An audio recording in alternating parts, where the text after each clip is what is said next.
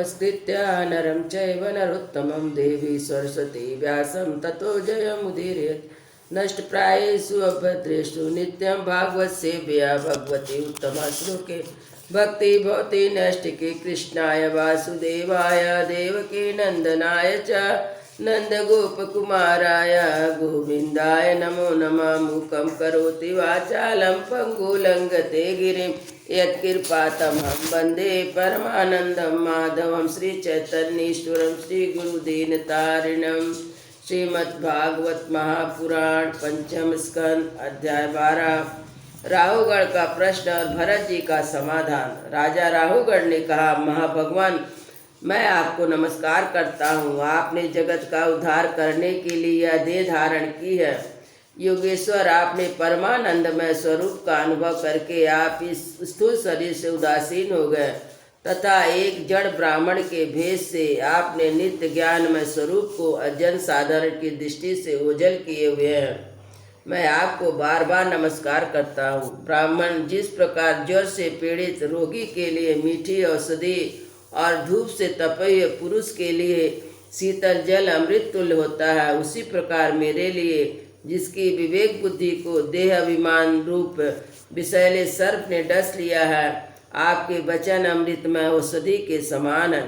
देव मैं आपसे अपने संशय की निवृत्ति तो पीछे कराऊंगा।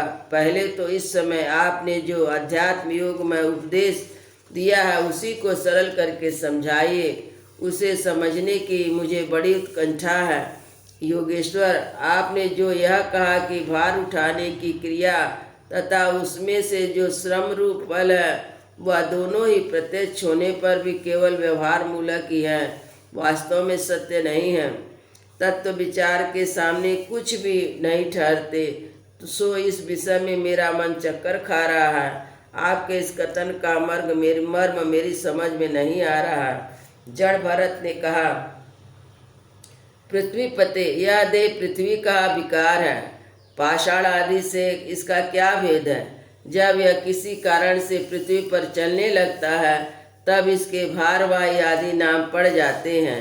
इसके 2 चरण हैं, उनके ऊपर क्रमशः टखने, पिंगलिया, घुटने, जांघ, कमर, वक्षस्थल, गर्दन, कंधे आदि अंग है। कंधों के ऊपर लकड़ियों की पालकी रखी हुई है, उसमें भी स्ववीर राज नाम का एक पार्थिव विकार ही है, जिसमें आत्म बुद्धि रूप अभिमान करने से तुम मैं सिंधु देश का राजा इस प्रबल मद से अंधे हो रहे हो, किंतु इसी से तुम्हारी कोई श्रेष्ठता सिद्ध नहीं होती।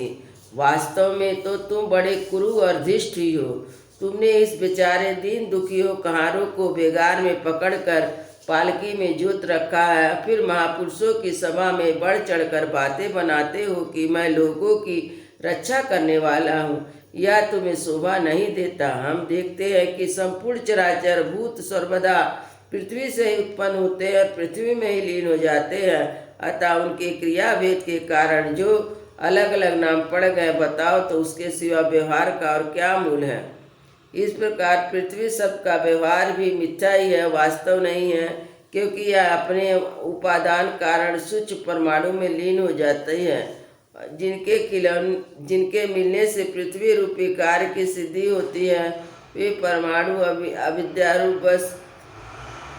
अविद्यावश मन से ही कल्पना किए हुए हैं, वास्तव में उनकी सत्ता नहीं है। इसी प्रकार और भी जो कुछ पतला मोटा छोटा बड़ा कार्य कारण चेतना और अचेतन आदि गुणों से युक्त द्वैत प्रपंच, उसी को भी द्रव्य स्वभाव आशय काल कर्म आदि नामों वाले भगवान की माया का ही कार्य समझो। विशुद्ध परमार्थ रूप अद्वितीय तथा भीतर बाहर के भेद से रहित परिपूर्ण ज्ञान ही समझा सत्य वस्तु है। यह सर्वांतवर्ती और सर्वदा निर्विकार है, उसी का नाम भगवान है। उसी को पंडित जन वासुदेव कहते हैं। राहुगढ़ महापुरुषों के चरणों को धूलि से अपने को नहलाए बिना केवल तप यज्ञ आदि वैदिक क्रम अन्नादि के दान, अतिथि सेवा, दीन सेवा आदि गृहस्थ धर्मानुष्ठान, बाद सेवा अथवा जल अग्नि तथा सूर्य की सूर्य की उपासना आदि किसी भी साधन से परमात्म ज्ञान प्राप्त नहीं हो सकता। इसका कारण है कि महापुरुषों के समाज में सदा पवित्र कीर्ति श्रीहरि के गुणों की चर्चा होती रहती है, जिससे विषय वार्ता के पास नहीं पटकनी पाती। और जब भगवत कथा का नित्य प्रति सेवन किया जाता है तो वह मोक्ष कांक्षी पुरुष की शुद्ध बुद्धि को भगवान वासुदेव में लगा देती है। पूर्व जन्म में मैं भरत नाम का राजा था।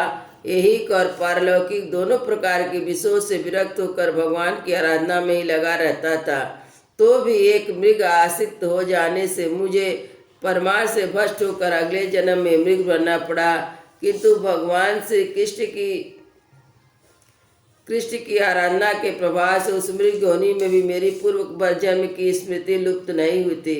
इसी से अब मैं जन संसार से डरकर सर्वदा संग भाव से गुप्त रूप से विचरता रहता हूँ। सारांश यह है कि विरक्त महापुरुषों के सत्संग से प्राप्त ज्ञान रूपी खड्ग द्वारा मनुष्य को इस लोक में भी अपने मोह बंधन को काट डालना चाहिए। फिर श्री हरि की लीलाओं का कथन और श्रवण से भगवत स्मृति बनी रहने के कारण सुगमता से ही संसार मार्ग को पार करके भगवान को प्राप्त कर सकता है। वृंदावन बिहारी लाल की जय। श्री राम लला की जय।